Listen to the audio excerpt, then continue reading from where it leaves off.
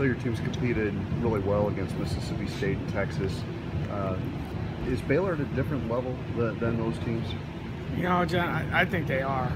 Obviously, you know, Mississippi State's the top 4 team. Texas is a great team, but you know, the numbers that Baylor's putting up are staggering. I mean, the margin of victory, you know, field goal percentage, defense, rebound margin. I mean, I think they've had one game within 23 points in the league, and it's just it's really been something to see. And obviously, they're doing it game in and game out. So it's a dynamic team. It reminds me of the team that won the national championship. I mean, they're big, they're deep, great guard play, all the pieces that you need to be played in the Final Four, and that's kind of the way it's going for Baylor the last few years.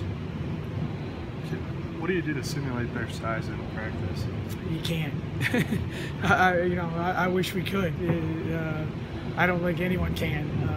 It's incredible. They just keep bringing bodies off the bench, and you know, you talk about it. You know, everyone's got those drills and hold up a stick and all that kind of stuff. But mainly, you talk about what you have to do against it, and that you can't just shoot over the top of it, and try and get better angles and things like that. But it's you know, you can't simulate what they have, so you try and figure out, okay, where we're going to go, how we're going to do it.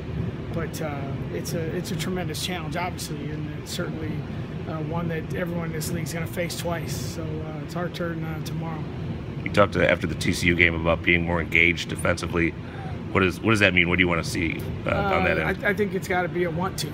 You know, it's what it is, and you know, some players do not regard defense maybe as important as the coaches do, but I think for a lot of players it comes down to a little bit of a personal pride issue.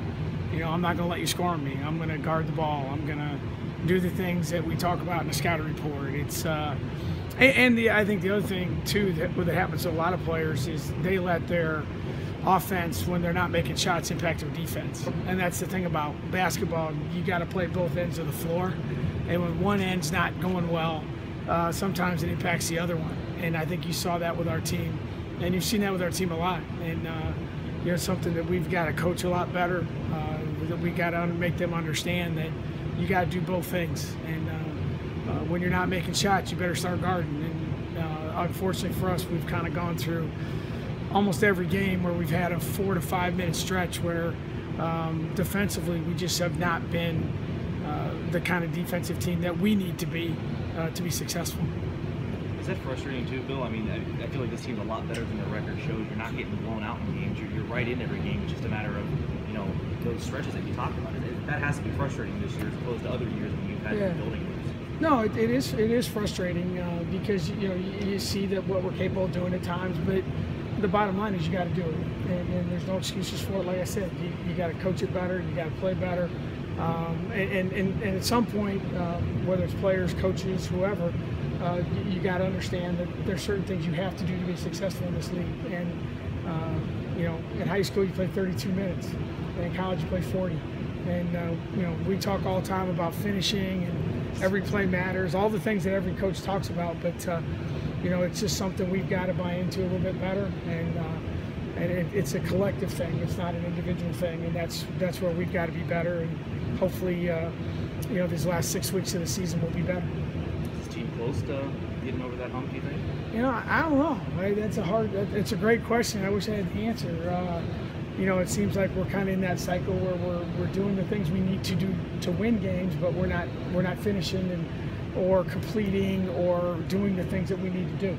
So we got to get better at it, and the only way that happens is that you just got to keep working at it. I mean, there's the second you start feeling sorry for yourself, it's going to get worse. And I don't care what you do for a living. I don't care if you're an athlete, a coach, a media person. If you just don't work harder, it's going to get worse. And that's the only thing I know is to work harder, be more committed, do the things that you can do, control what you can control. That's your effort, your enthusiasm, and come out to the next day and be better. And whatever happens, happens. But at least be able to walk out of a gym, walk out of an arena, a study session, whatever it is, knowing that you did the best you could. And you know, that's what we got to get to on a daily basis. What do you have to do offensively to compete? score on these well, guys? yeah, their field goal percentage is defense is like 28% or something. So scoring is really hard. They're very long, and they can, unlike a lot of women's teams, they can gamble on the perimeter because they got shot blockers behind. I think they're averaging 10 block shots a game. When the shot's available, you got to make it. You know, we're gonna have to make some threes. I hope we can get to the free throw line more than we've been getting. That's another part of been a big issue for us. We've historically been a good free throw shooting team, but we're not shooting enough. I think we're minus 34, minus 50, I think, something like that, at the free throw line, and that's a number that's glaring for us. That's a bad one, and that's got to get corrected, which means more energy, more efficiency defensively. Don't foul at the other end, because they're big and they're strong, but the rule still says you get to shoot free throws and they don't get to block that one. So that's probably our best bet, is see if we can get to the free throw line a little bit more.